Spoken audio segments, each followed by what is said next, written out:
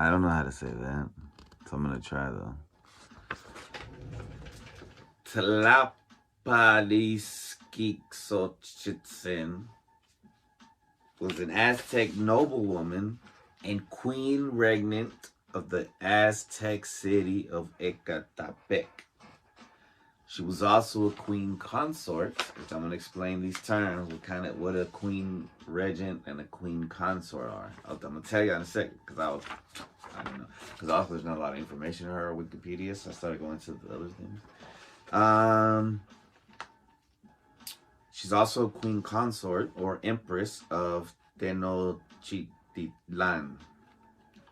She was born as a princess, daughter of Prince Tlapalizquixochtzin, and thus a granddaughter of the king Tlapali I, and sister of Princess Tlapalizquixochtzin.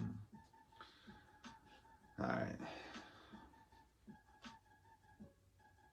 Wait, is that the same name? Okay, so they basically almost have the... No, there's no P in the sister. Alright, so our queen that we're talking about, the Aztec queen. Well, let me go over this, alright? So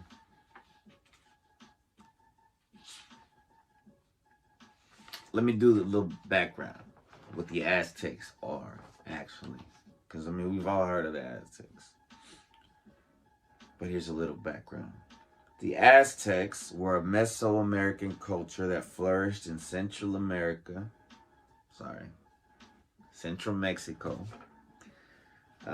In the post-classic period from 1300 to 1521. As far as we know. That's what researchers say. But nobody, I mean, we can't go back in time. How do we know? I mean, we got people who say shit, right? But we haven't actually poured over that research. Shout out to Always Sunny in Philadelphia. The Aztec peoples included different ethnic groups of Central Mexico. I didn't know that. Mesoamerica, particularly those groups who spoke the Nahuatl language and who dominated large parts of Mesoamerica from the 14th to the 16th centuries. Aztec culture, and that's always so weird to me, but the 16th century is the 1500s. The 14th century is the 1300s. That's weird. Aztec culture was organized into city-states, Altepetl, some of which joined to form alliances, political confederations, or empires. The Aztec Empire was a confederation of 3 city-states. See, I didn't know this. I thought they were living like savages and shit, bro. I thought they were living like I mean, I knew they had the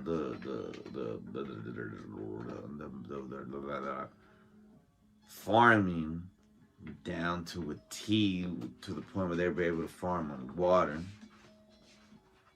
They were able to build on water too, I think.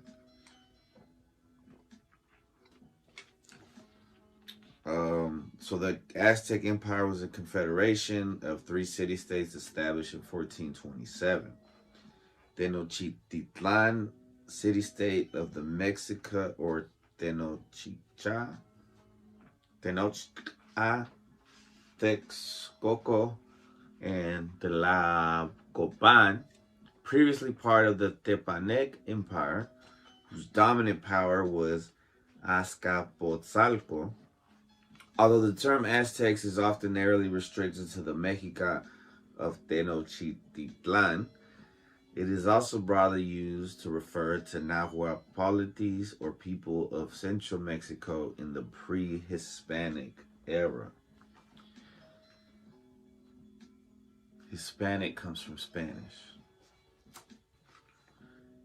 As well as the Spanish colonial era, which is from 1521 to 1821.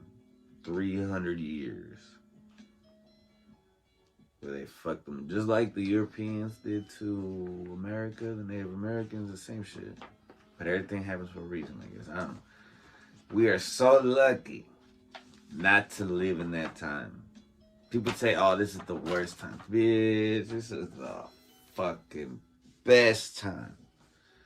Amazon Prime, Wi-Fi, Bluetooth, fucking podcasts, streaming, AC, heater, cars, fucking glasses, clothes, food. Alright, sorry. What was that? The definitions of Aztec and Aztecs have long been the topic of scholarly discussion ever since German scientist Alexander von Humboldt established its common usage in the early 19th century. So they didn't even come up with that name. A German scientist in the 1800s called them Aztecs. That's, I guess. All right. Now, I wanted to know what that meant, because she wasn't just a queen. She was a queen regnant. So a queen regnant is a female monarch, equivalent in rank and title to a king, who reigns in her own right over a realm known as a kingdom, as opposed to a queen consort, who is the wife of a reigning king, or a queen regent, who is the guardian of a child monarch and rules temporarily in the child's stead, be it de jure in sharing power or de facto in ruling alone. A princess regnant is a female monarch who reigns in her own right over a principality. An empress regnant is a female monarch who reigns in her own right over an empire. Wow. So she was both. Tlapalizquixochtzin. I'm gonna call her Tlapalizquixochtzin.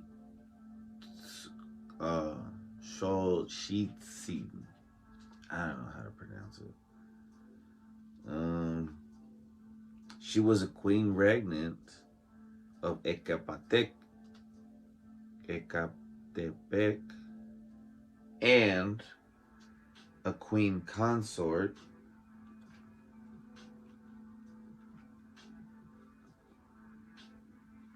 in another town, another city, another fucking empire. So I looked up the empires, or the cities. So Ecatepec, officially Ecatepec de Morelos, is a municipality in the state of Mexico. The municipal seat, and I like this because that's where my name comes from, I think, San Cristobal Ecatepec. The city is practically coextensive with the municipality, comprising 99% of the total municipal population. Oh, this is now. It is. It's got 1.5 million people. It's Mexico's fourth most populous municipality after Tijuana, León, and Puebla, and the most populated suburb of Greater Mexico City. And they came up. They were always big. The Aztecs were running. The name Ecatepec is derived from Nahuatl and means windy hill, or hill devoted to Ecatepec. It was also an alternative name or invocation to Quetzalcoatl. Morelos is the last name of Jose Maria Morelos, a hero of the Mexican War of Independence. Saint Christopher is the city's patron saint, celebrated on July 25th. The Mexico City Metro subway extends into Ecatepec. So she was the queen of that place, right? And she was also kind of a queen, a de facto queen. Well, she was a queen, but she didn't have as much power in what is now Mexico City. That's Tenochtitlan. So Ecatepec, she had all the power. But in Tenochtitlan, she shared power. And that's what became Mexico City. And those two cities are now connected by a subway system, which is pretty interesting. Like, man, like, so she ran both cities, and now those cities, hundreds of years later, are connected. Points of interest include the newest Catholic cathedral in Mexico. I mean, that's new news. I'm talking about history, man. Okay, look, Sagrado Corazón de Jesús. Also, several colonial-era churches and the Morelos Museum in Casa de los Virreyes. The queen, so I wanted to know what a queen consort was, right? Or no, we already knew that. So why did I do it again? Whatever. But it says a consort queen usually shares her spouse's social rank and status. She holds, so she is pretty fucking powerful in the other one too.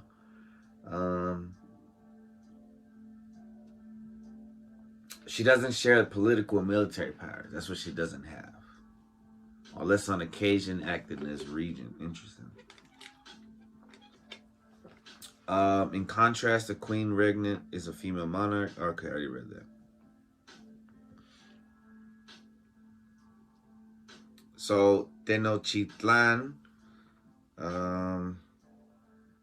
was a large Mexica Altepetl in what is now the historic center of Mexico City. Damn, I want to go there, guys. The exact date of the founding of the city is unclear. The date, March 13, 1325, was chosen in 1925 to celebrate the 600th anniversary of the city. The city was built on an island in what was then Lake Texcoco in the Valley of Mexico. The city was the capital of the expanding Aztec Empire in the 15th century until it was captured by the Spanish in 1521. Imagine going into 1520 thinking like, oh, this is the shit. That's kind of how we went into 2020, right? And it still is, you know, it's different. It's definitely a different time. But it's better than it was. We're better off now than we were if we were. They went through a lot of shit. If you ever seen the John Leguciano special, Latin History for Morons, it's pretty dope. Talks about it. At its peak, it was the largest city in the pre-Columbian Americas. It's subsequent. See, I'm thinking about that statement. So I guess once Colombia became a thing, they had the biggest city. I don't know. It subsequently became a cabecera of the Viceroyalty of New Spain. Today, the ruins of Tenochtitlan are in the historic center of the Mexican capital. The World Heritage Site of Xochimilco contain what remains of the geography, water, boats, and floating gardens of the Mexica capital. Tenochtitlan was one of two Mexica city-states on the island, the other being Tlatelolco. The city is located in modern-day Mexico City. In the Spanish name, okay, so then I wanted to know her family, because in the beginning I say she was the daughter of a prince, right? No, who the fuck is Diego de Alvarado Juancitan? What? In the Spanish name, the first of paternal surname is de Alvarado, and the second, her maternal family name is Juanitzin. I don't know why I put that. But I know that Diego, see, what? I don't know. Her family, she was royalty. But her nephew became a governor in Spanish.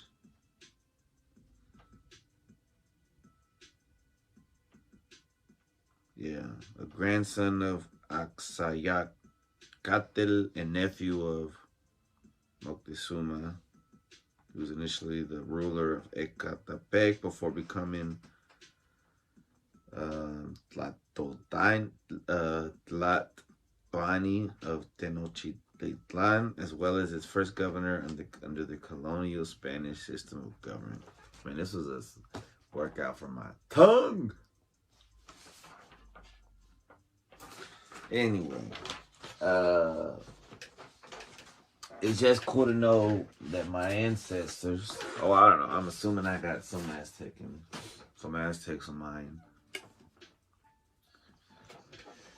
That and even if I'm not, it's just cool to know that from the place where my dad's from. I mean, because we obviously have Spanish blood, right? I'm like as fuck. So, but those are still my ancestors, Aztecs, right? I assume. And even if they're not, it's cool to know the history. Like we don't really learn about that shit, right? So also knowing that they were feminists. Because the queen had as much power as the king. They were equal. She was equal in one city, and in the other city, she was pretty much equal. She just couldn't do a military strike or something. So that's more advanced than we have now. Instead of a couple, I don't know if it's more advanced. Supposedly democracy is supposed to be better than monarchy, and I'm assuming that's what they had is the monarchy. It's pretty interesting to think about. All right, so I think I'm gonna take one more break. We'll come back and do some questions, maybe a freestyle, and we'll finish it up.